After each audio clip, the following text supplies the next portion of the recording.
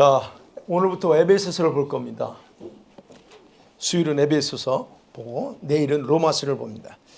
금요일날은 영적인 거, 영의 세계에 대해서 나누려고 합니다. 에베소서 1장 1절에서 6절입니다. 같이 교독할게요. 제가 1절 읽겠습니다. 하나님의 뜻으로 말미암아 그리스도 예수의 사도된 바울은 에베소에 있는 성도들과 그리스도 예수 안에 있는 신실한 자들에게 편지하노니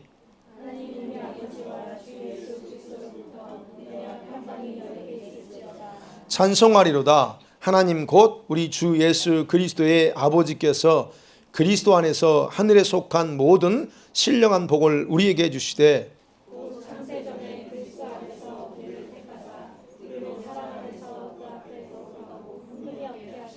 그 기쁘신 뜻대로 우리를 예정하사 예수 그리스도로 말미암아 자기의 아들들이 되게 하셨으니 이는 그가 사랑하신 자 안에서 우리에게 거저 주시는 바 그의 은혜의 영광을 찬송하게 하려는 것이라.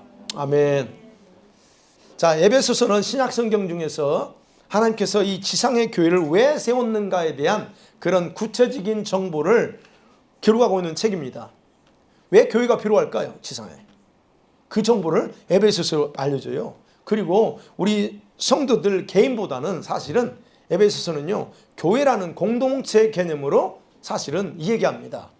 그래서 하나님께서는 성도 개인들을 돌보시고 축복도 하고 세우기도 하지만요, 사실은 궁극적으로는 교회라고 하는 공동체로서의 하나의 교회를 지향하고 주님이 생각하시고 말씀하시는 거예요. 그래서 에베소서에서 나오는 너희들 그러잖아요. 바울이 이제 에베소 교회 성도들한테 쓰는 거지만 그 너희들이라고 하는 바울의 표현은 성도 개인을 말하지 않고 교회 공동체를 가리킨다라고 생각하시면 됩니다. 첫 번째로 생각해 봅니다.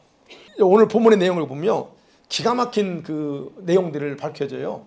저는 이걸 보면서 이게 바울이 이렇게 그 탄식하면서 외치는 그런 내용을 기록했는데요. 하나님의 의지적인 일하심이 그대로 몇 구절 안 되지만 거기서 다 드러납니다. 바울이요, 자기를 소개할 때 항상 강조하는 게 있죠. 자기를 소개할 때 어떻게 강조해요? 하나님의 뜻에 따라 사도가 됐다라고 하는 강조하죠. 저는 하나님의 뜻에 따라서 선택받았다는 거예요. 그러면서 말하면 이러한 선택받음에 대한 개념은 여러분 유대인인 바울에게는 얼마든지 이해가 가능합니다. 선택과 chosen people, 백성이라고 하는 건 얼마든지 가능해요. 그런데 이방인인 에베소 성도들에게는 생소한 표현이 아닐 수 없습니다. 무슨 말이냐면 이방인들은요, 자기들이 신의 소생이라는 걸 알아요. 왜냐하면 헬라 그 신화가 있잖아요. 근데 자기들이 신의 소생인 줄 알아요. 종교적으로 알아요. 그래서 선택이라는 개념, 그 개념은 거의 사용하지 않습니다. 특별히 어떤 사람, 그 신으로부터 신탁받은 사람들, 부름받은 사람들, 그런 특정한 사람들에게만 그 선택받았다고 하는 말이 적용되어 사용하기 때문에 이 이방인들의 입장에서는 바울이 말한 것처럼 이런 개념이 조금 생소한 거예요. 자, 이러한 개념을 가진 이방인들에게 바울이 지금 뭐라고 그래요? 자신을 소개할 때 말합니다. 나는 이런 신탁의, 즉 신적인 부름을 받아서 사도가 되었다라고 고백하는 거예요. 그러면서 말하기를 이렇게 시작하면서 자기를 소개하잖아요. 그러면서 곧바로 바울은 그런 신적인 부름은 나만 있는 게 아니다. 나만 받은 게 아니고 이방인인 너희들도 동일하게 받았다는 것을 강조하면서 편지를 쓰기 시작하는 겁니다. 그래서 3절 얘기하는 거예요. 쓰면서 1절과 2절 인사하죠. 그러면서 3절에서 그러는 거예요. 찬송하리로다. 우리 주 하나님 예수 그리스도 하나님께서 그리스도 안에서 말씀합니다. 우리의 메시아이신 예수의 아버지 하나님을 찬양하세요. 그러면서 말하죠. 자기와 그리고 이방인들을 선택하신 그분은 누구냐? 메시아의 아버지이신 하나님임을 강조하면서 먼저 그 하나님을 찬양하며 그분께 영광을 돌리라고 지금 이렇게 3절에서 서두에 시작합니다. 그러면서 동시에 그 하나님께서 행하신 일이 뭐냐 하는 걸 써내려가요.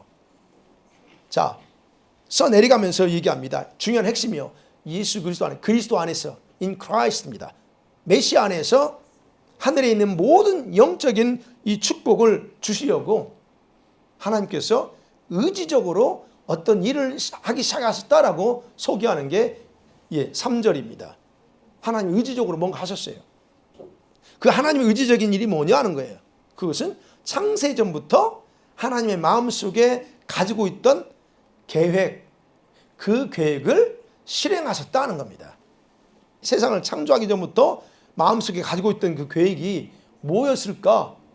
아무도 모릅니다. 그런데 하나님의 성령께서 이 바울에게 감동시켜 주니까 그게 뭐였는가를 이 바울만을 알아. 그래서 그걸 기고하는 거예요.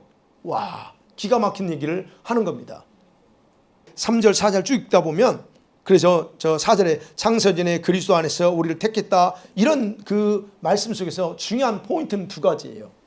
창세전이라는 거하고 그 다음에 그리스도 안에서 단어입니다. 그래서 여러분, 하나님께서는 세상을 창조하기 전부터 이미 자기 마음에 이런 계획을 딱 품고 있었다는 거예요. 그리고 그것에 따라서 세상을 창조하고 인간도 창조했다는 겁니다. 그래서 여러분 아셔야 될 게, 저와 여러분 이 땅에 태어난 건 그냥 아무나 우연히 태어나는 게 아닙니다. 믿으세요? 아무나 우연히 태어나는 게 아닙니다. 세상 만물은 진화된 게 아니에요. 하나님이 정확한 목적에 의해서 창조했다는 겁니다. 예, 뿐만 아니라 하나님은 이렇게 창세전에 뭘 도하셨을까요? 우리 인간이 타락해서 불행을 당할 것도 알고 계셨습니다. 이거 부정할 수 없습니다. 왜요? 하나님은 창세전에 벌써 그 계획 속에서 다 나와요.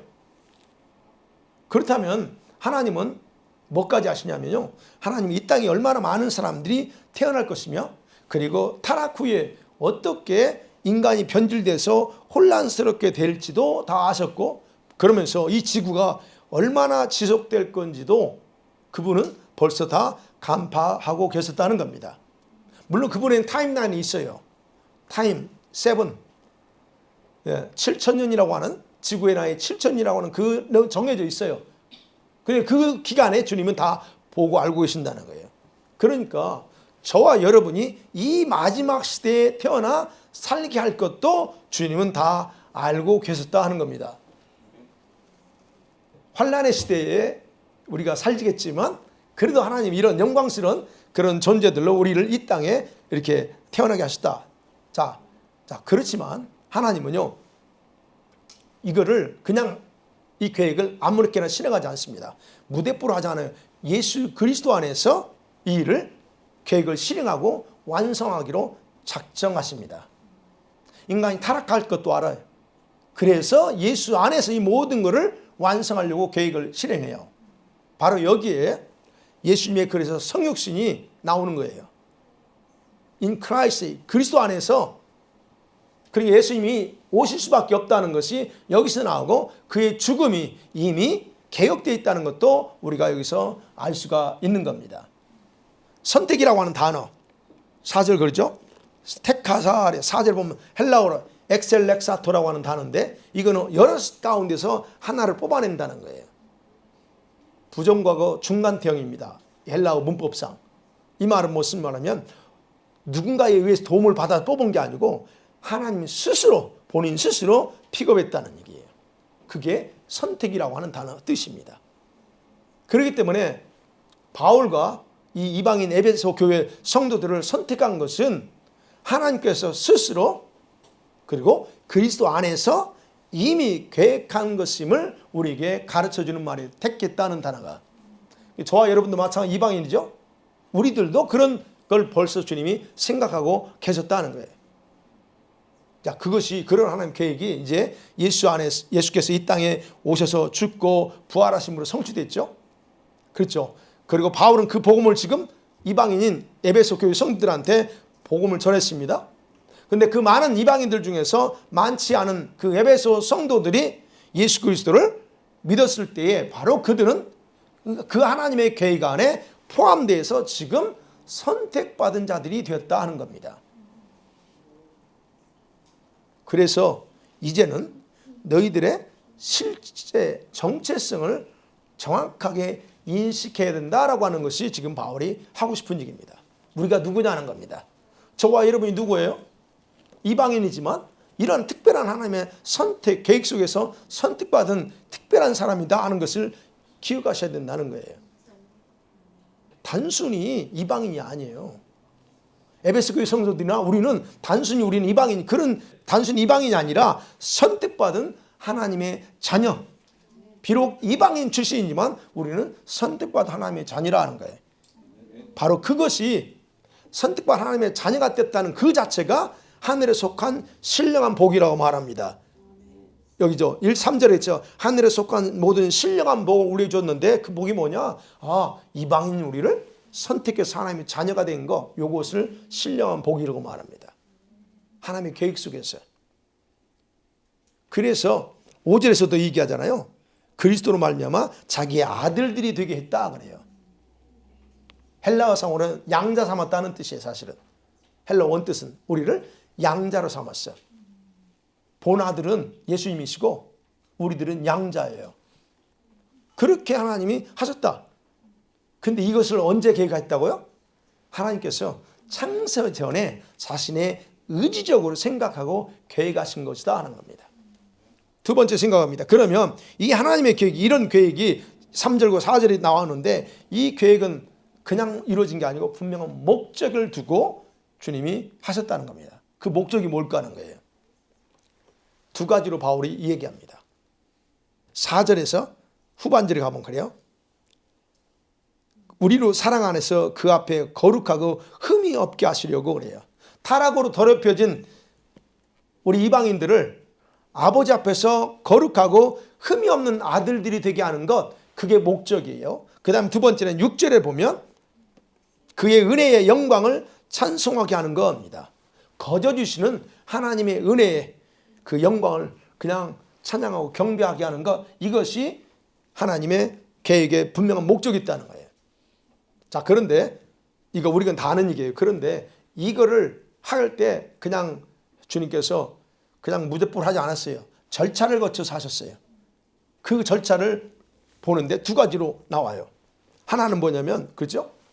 자신의 계획과 선택이 기계적이 되지 않도록 하나님은 자신의 무조건적인 사랑을 쏟아 부어 주셨다는 겁니다. 자, 우리를 저와 여러분을 선택했습니다.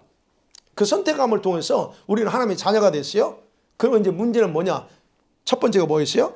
거룩하고 흠이 없게 하려고 그래요. 그러면 이 모든 것들이 완벽해야 돼. 그래서 이 4절에 보면 사랑 안에서 또는 사랑으로라고 기록하는 거예요. 그 사랑이 부어짐으로 하나님의 목적은 선택받은 자들이 하나님 자신 앞에서 하나님 자신처럼 거룩하고 흠이 없는 완전한 자들이 되는 조건이 만들어졌다는 거예요. 우리가 아무리 하나님의 자녀로 선택받았을지라도 하나님 앞에서 거룩하게 되는 건 그냥 되는 게 아니에요. 그래서 뭐가 필요하냐는 거예요.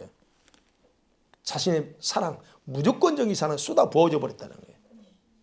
그래서 하나님은 우리 교회가 자신과 같은 자들이 되기를 원하는 겁니다. 우리 개인적도 마찬가지죠. 하나님은 저와 여러분을 단순히, 제가 늘 강조하죠. 예수님이 구원받았어, 천국가, 이걸로 여러분 선택한 게 아니에요.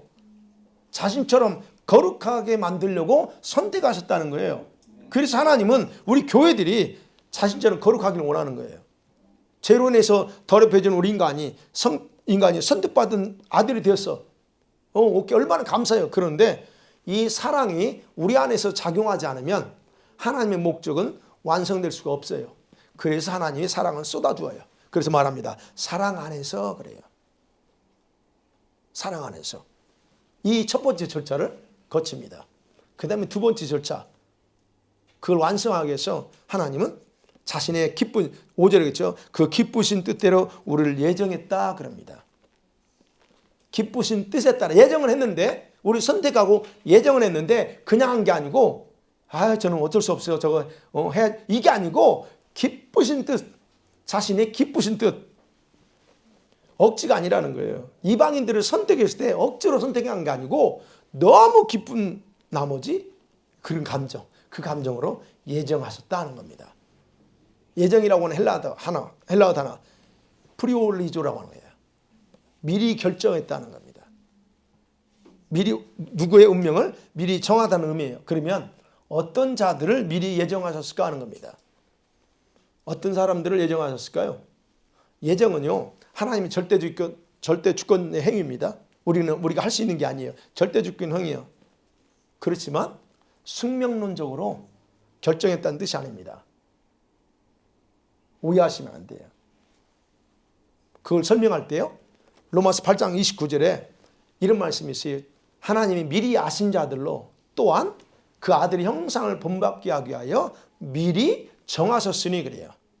미리 아신 자들을 또한 그 아들의 형상을 담게 하기 위해서 미리 정하셨으니 이는 그로 많은 형제 중에서 맏아들이 되게 하려 함이라 그랬어요. 거기서 보면 미리 아신 자들이 있고 미리 정했다 그럽니다. 아무나 정하지 않았습니다. 미리 아신 자들. 여기서 미리 알다고 하는 프로기노스코라고 하는 헬라어 단어인데, 미리 알다는 단어와 그 다음에 아까 미리 예정했다는 아까 말씀드린 그 단어 함께 사용합니다. 이건 뭐냐면 하나님께서 창세 전이었지만 누군가를 선택하고 예정하기 전에 미리 아신 자들이 있다는 거예요. 하나님께서 일방적으로 이 사람은 저주받고 이 사람은 천국 가고 영광스럽게 되고 그렇게 결정한 뜻이 아니라는 거예요. 그게 숙명론이에요. 너는 영원토록 저주받으라. 이렇게 만들었다면 그게 뭐예요? 이건 당시 헬라 문화에서 주장했던 숙명론이에요. 여러분이 뭘 믿습니까? 우리 기독교는 숙명론이 아니에요. 하나님의 그래서 예정을 설명할 때 신학적으로는 절대 예정이라는 게 있고 예정이라고 합니다. 절대 예정이 아니라 예정이라고 주장해요, 저는. 여기에 그게 이제 신학적으로 칼빈주의냐 알미니안주의냐 이제 거기서 나눠져요. 저는 칼빈주의도 있고 알미니안주의도 다 있습니다. 주장하는 게 있지만 극과 극이야. 그럼 뭘 선택해야 돼요? 그거를 좋은 것만 취하면 됩니다. 알미니안주의가 단점이 있어요. 이건 안 취하면 되고, 칼빈의 단점이 많습니다. 이거 안 취하면 돼. 그래서 저는 그냥 밸런스를 유지합니다. 그래서 저 개인적으로는 절대 예정을 주장하지 않습니다. 뭘 주장할까요? 예지 예정. 그 말이 무슨, 하나님의 예정은 어떤 망설임이나 고민이 전혀 가미되지 않는 기쁨의 뜻 가운데 이루어졌다는 거예요. 그러면 이제 이걸 또 조금 더 쉽게 설명할 때요. 그럼 어떤 사람, 하나님이 김 목사가 몇 년도에 태어나서 예수 믿을 걸 알고 계셨다는 거예요. 그러면 주님이 이게 예지예정 관점이에요. 그런 사람들을 주님이 뽑았다는 거예요. 여기 지금 얼마나 많은 80억 인구가 있는데 그 모든 사람들이 숙명론은 딱 정해졌다면 얼마나 불쌍해요. 근데 그렇지 않다는 거예요. 하나님이 그 속에서 자신을 찾고, 그 영이죠. 자신을 찾고 믿을 사람들이 있는데 그 사람들을 뽑아. 그게 선택했다는 것이고 미리 예정했다는 거예요. 그런 사람들. 저는 그렇게 주장합니다. 어쨌든. 그러니까 여러분들은 신학 공부하면서 그걸 배울지 안 배울지 모르지만 어쨌든 그래요. 그렇다면 어쨌든 예정하신 것은 자기의 기쁘신 뜻의 근거에서 이루어졌다라고 바울은 굉장히 강조하고 있다는 거예요. 그러니까 저를 선택할 때 주님이 너무 기뻐하셨어요. 여러분을 선택하시고 예정하실 때 너무 기뻐하셨다는 거예요.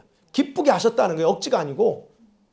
저같이 성격이 조금 이상한 목사를 선택한 걸 저거 머리 아픈데 선택해 놓은 이런 걸 감정을 한 게 아니고 주님은 너무 기쁘게 하셨다.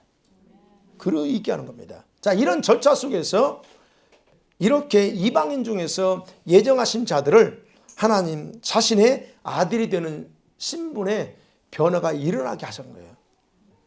그리고는 하나님은 저와 여러분 이 두 가지 목적, 아까 했죠? 처음에 말한 두 가지 목적을 실제 생활에서 완성하기를 요구합니다. 첫 번째 목적이 뭐 있어요? 우리 거룩. 아버지께서 부어진 사랑으로 인해서 그분 앞에서 설 때 거룩을 이루고 점도 없이 흠도 없이 완전해진 그런 모습, 그 삶을 원한다는 거예요. 왜? 그러면 하나님은 이렇게 선택받은 아들, 자녀들을 자기 앞에서 거룩하고 흠이 없게 하실까요? 왜 그럴게요? 다른 게 아닙니다. 여러분 그렇잖아요. 내가 거룩하니 너희도 거룩해 그러잖아요. 그거 하나입니다. 내가 거룩하니 너희도 거룩해. 그럼 거룩의 속성은 뭔 줄 아세요? 거룩을 요구합니다. 거룩 외에는 다른 걸 요구하지 않아요. 그럼 하나님이 거룩하신 분이야. 그러면 그분의 속성은 거룩한 것만 요구해. 그게 속성이에요. 그래서 하나님은 자신처럼 거룩의 완전함을 갖추기를 원하는 겁니다. 왜? 그래야 자기와 함께 우리가 그분 앞에 서야 되니까. 그래서 말하는 거예요. 그 앞에서 거룩하고 라고 얘기하고 있는 거예요. 이것이 바로 창세 전에 하나님의 계획의 명백한 목적이야. 그러면 이 목적을 저와 여러분이 완성해 나가도록 하기 위해서 예수께서는 교회를 위해서 자신을 희생하신 겁니다. 예수께서 희생하셨어요. 그거에 대해서 5장 26, 27절 나오잖아요. 25쪽 보면 제가 설명했죠. 아내와 남편 사이를 설명하면서 예수님이 왜 자기 몸을 희생했냐, 죽였냐 이거예요. 그건 다른 게 아니에요. 교회. 그래서 이제 26, 27절 설명하잖아요. 물로 씻고 말씀으로 깨끗하게 하여 거룩하게 하시고 그래요. 그리고 자신 앞에서 영광스러운 교회로 세우셨다. 그러면서 말하면 왜? 그 이유가 뭐냐? 27절이에요. 자기 앞에서 티나 주름 잡힌 것이 없이 거룩하고 흠이 없게 하려는 거 그 목적이에요. 바로 주님이 이 일을 이루도록 우리에게 자신을 희생하셨다는 겁니다. 그렇다고 하면 저와 여러분, 우리는 공동체적으로 교회, 성도 개인이나 우리 교회들이 거룩하고 흠이 없도록 하는 것은 가장 중요한 선택의 목적임을 여러분과 제가 인식할 때 저와 여러분이 어떻게 살아야 될까? 거룩을 온전히 지켜나갈 수 있다는 겁니다. 거룩의 뜻은 그냥 문자적으로는 구별됐다는 뜻이에요.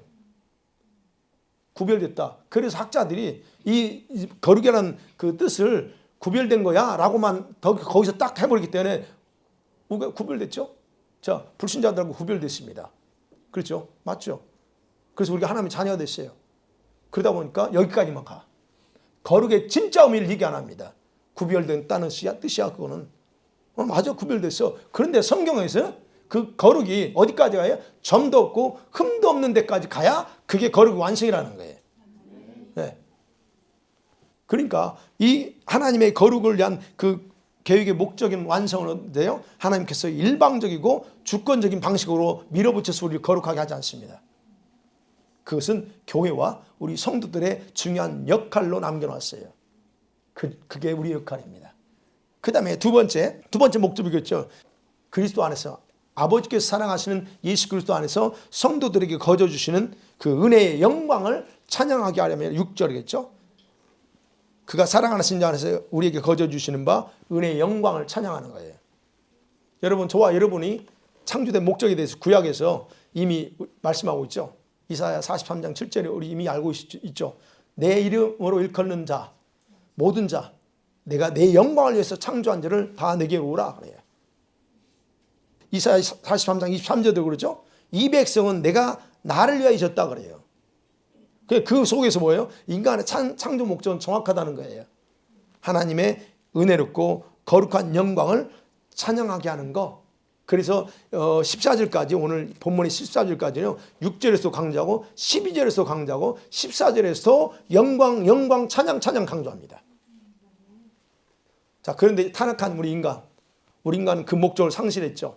상실하고 불순종하는 그 자들 가운데 역사하는 그런 이 공중권세를 따라 살아왔다. 바울이 이제 2장에서 얘기합니다.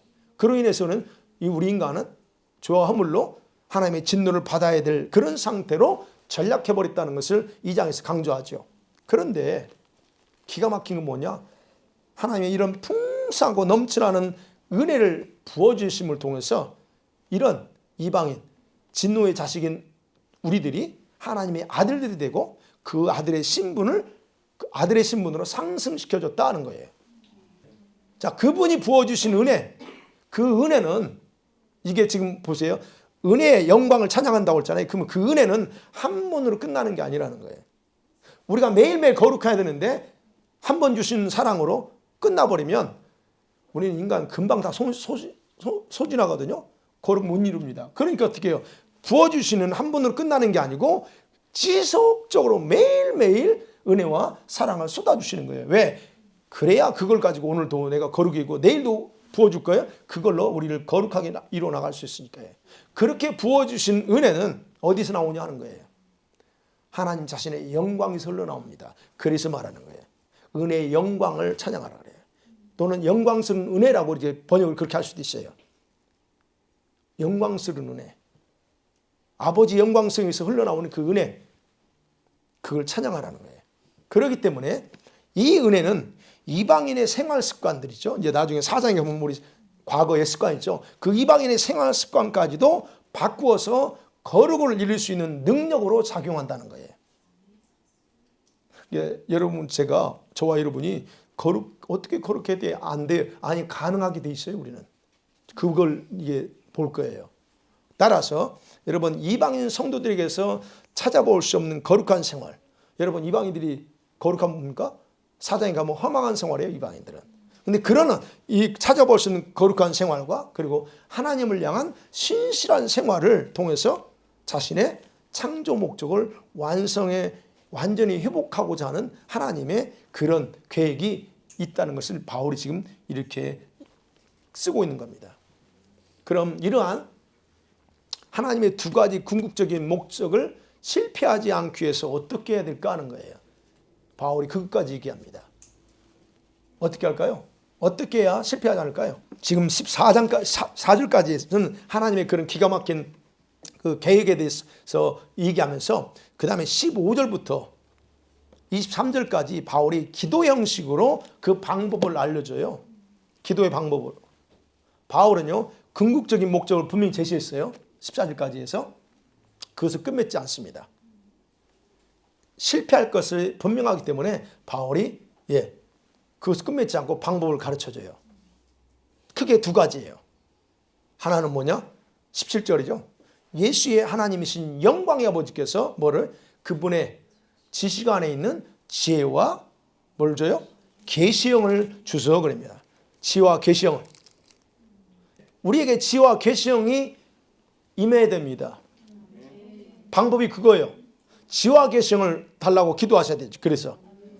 근데 이 지혜와 계시형은 어디에 있냐? 하나님의 지식 안에 있다 그래요. 하나님의 지식 안에. 이 지혜와 계시형이 풀어지면 저와 여러분은요, 하나님의 영광을 찬양하면서 실패하지 않습니다.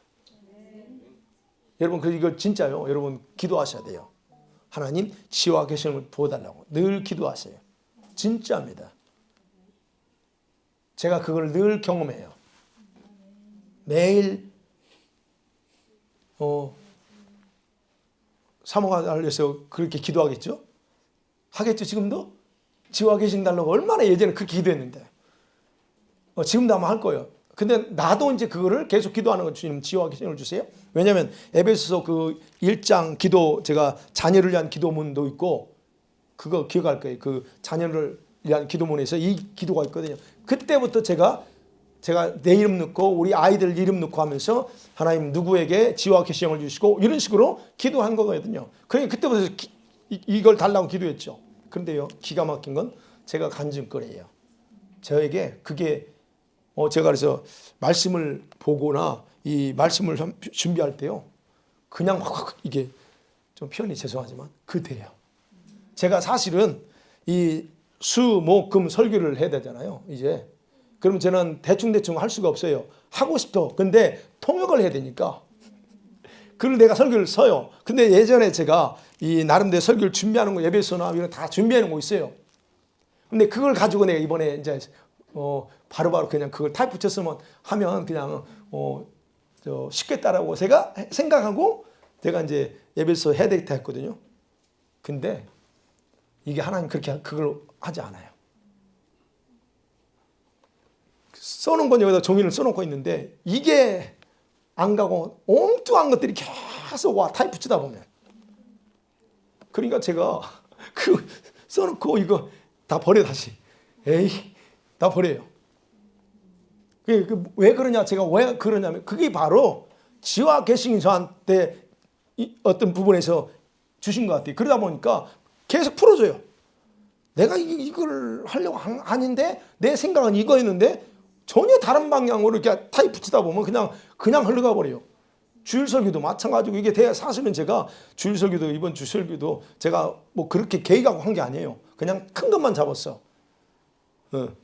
그리스도께 정렬하라, 나에게 정렬하라, 그 다음에 나의 뜻에 정렬하라. 요것만 딱 잡았지 뭐 내가 어떻게 그게 없었어요. 근데 딱 앉았는데 막 풀어 나오는데 이게 내가 너무 길어질까 봐 내가 항상 통역하는 김진임 쌤이 너무 힘들 것 같아서 내가, 왜요? 이게 그냥 줄줄이 나오거든요. 저는 사실 이렇게 좀 이렇게 설교가 연구하는 스타일 보니까 그런 식으로 쭉 와요. 근데 그걸 제가 늘 실감해요. 설교 준비할 때마다 이게 바로 지와 계시성이 임했을 때 나한테 지금 풀어지는 걸 하는 거예요. 그러니까 여러분, 이 영이 풀어지면 여러분이 정말 하나님 말씀을 이해하거나 또는 정말 오늘 말씀처럼 하나님의 영광을 찬양하는 데는 실패할 수 없다는 거예요. 그러니 이렇게 하는데 어떻게 내가 하나님 앞에서 잘못된 생각을 할 것이고 잘못된 일을 할 거예요. 나 죽지. 그러다가 죽으려고요. 그런 부분에서 그렇다는 거예요. 다음에 두 번째, 바울이 15절 이하에서 이제 17절은 지와 계시성이죠. 18절에 있죠. 중요한 거예요. 너희 마음의 눈을 밝히사 알게 돼. 이게 필요합니다. 도대체 뭐냐니까요. 내가 어떻게 살아냐. 그리고 나의 본분이 뭐냐. 이런 거룩을 어떻게 이루냐. 이런 것들을 모든 사람이 알지 않습니다. 모든 목회자들이 아는 게 아니고 모든 성도들이 다 아는 게 아니에요. 거룩? 아까 말씀드린 구별된 거야 그거. 우리가 이미 거룩한 백성이야. 그렇죠? 아니, 그러지 않습니다. 신분적으로 그렇게 말할 수 있어요. 그런데 실제 삶 속의 우리 거룩은, 주님이 요구하는 거룩은 그거하고 달라요. 근데 이걸 알 수 있으려면 뭐예요? 오늘 말씀처럼 너희 마음의 눈을 밝히셔야 돼. 이게 마음의 눈이에요. 이게 열리지 않으면 말씀 보이지 않습니다. 여러분 말씀 읽으면서 문자로만 보이거나 아니면 자꾸 머리 쪽으로만 이성으로 돌아간다? 이거 기도하셔야 돼요. 그래서 하나님, 그래서 여러분 자녀들, 여러분 남편 위해서 기도할 때 이 두 가지 기도, 하나님 내 남편에게 지와 계시성을 주셔서 말씀을 정확하게 분별하고 마음의 눈을 밝혀서 볼 걸 제대로 보게 해달라고, 이거 기도하셔야 됩니다. 우리 청년들도 기도하세요. 자, 이런 마음의 눈이 밝혀지잖아요. 그러면 이런 것들은 우리 성도들의 이해력의 눈이 극도화되어 버려요. 전혀 예상하지 않은 것들이 그냥 극대화된 상태로 가버려요. 그러면 하나님의 지식 안에 있는 이 신비, 이 레마라고도 하기도 하고 이런 하나님의 비밀들이 그냥 풀어져요. 그러니까 육신의 좁은 어떤 시야로는 거의 볼 수 없는 것들을 보게 되는 거예요. 그래서 말하죠. 오늘 보면 부르심의 소망이 뭔지 도대체, 그렇죠. 부르심의 소망이 뭐냐? 그거 아셔야 된다는 거예요. 바울은 그 얘기 이미 밝혔죠. 그 얘기하고 있죠. 우리 성도들 속에 있는 하나님의 유업의 영광의 부요함이 뭐냐? 도대체 이걸 알아야 되는데 뭘 알려면 마음의 눈이 밝혀져야 그게 뭔지를 알 수 있고, 그분의 강력한 사역에 따라서 우리 성도들에게 나타나는 활동하시는 그분의 능력이 얼마나 큰지, 19절 그러죠? 얼마나 큰지 그것도 알게 돼. 뭐가 오면? 지어 계시고 오든가 아니면 마음의 눈이 밝혀지면 그게 정확하게 오고 보여준다는 거예요. 그래서 우리 성도들, 저와 여러분 안에서 활동하시는 하나님의 능력의 크기는 어느 정도일까? 우리 교회 안에서 하나님의 성령께서 일하시는 능력이 어느 정도 크기일까 하는 거예요. 그걸 보셔야 돼요. 밴쿠버에서 그래도 우리 교회도 백인교도 있지만 그래도 한인교회에서는 성령의 역사하심이 크고 깊고 넘치게 나온다라고 저는 생각합니다. 하나님이 쉬지 않고 이러고 계시거든요. 예. 그래서 빌립보서 1장 6절에서 예수님의 재림 때까지 이런 일들을 주님 성령을 통해서 행하시면서 우리를 거룩하게 이루어가요. 제한이 없다는 거예요. 방해 받을 것이 없다. 왜? 이런 게 오게 되면 그렇다는 겁니다. 그래서 우리는 거룩을 완전히 주님이 원하시는 거룩을 이루는데 실패하지 않을 겁니다. 말씀 맺어봅니다. 바울은 이방인들을 선택해서 하나님의 자녀들, 아들들이 되게 하신 것은 하나님의 창세전의 계획 속에서 진행됐다 그랬습니다. 그 하나님의 그러면 궁극적인 생각이 무엇이었을까? 저와 여러분을 하나님의 자녀 삼았지만 에베소서에는 그거를 개인이 아니라 뭐라고 그랬어요? 자기를 닮은 교회 공동체를 중심으로 자신의 통치를 세우는 것이 궁극적인 하나님의 계획의 목적이에요, 사실은. 그래서 지상의 교회는 하나님의 백성들이 자기를 닮도록 하기 위한 일종의 훈련 기관이라 할 수 있습니다. 여기서 여러분 훈련 안 받으면 어디 가서 받아요? 천국 가서 받으셔야 됩니다. 자, 어찌됐든 그래서 여기에서 말씀으로 저와 여러분이 지금 살면서 여기서 살면서 말씀으로 교회 안에서 훈련 받아야 돼요. 그래서 교회 안에서 말씀으로 훈련되어서 거룩함을 이루지 못하거나 영광을 찬양하는 일에 실패한다? 그러면 하나님 나라의 공동체에서 완전한 멤버가 될 수 없다는 것 우리는 꼭 아실 필요는 있습니다. 그래서 거룩이 최고의 목표입니다. 성도 개인뿐만 아니라 교회 공동체가 추구할 목표도 역시 거룩입니다. 그래서 25년도를 시작하면서 교회적으로 그리고 여러분 개인적으로 다시 한번 하나님의 그 선택하심의 목적을 이해하고 거룩한 교회로 점도 흠도 없는 거룩함을 이뤄나가기를 주의 이름을 간절히 축원합니다. 아멘.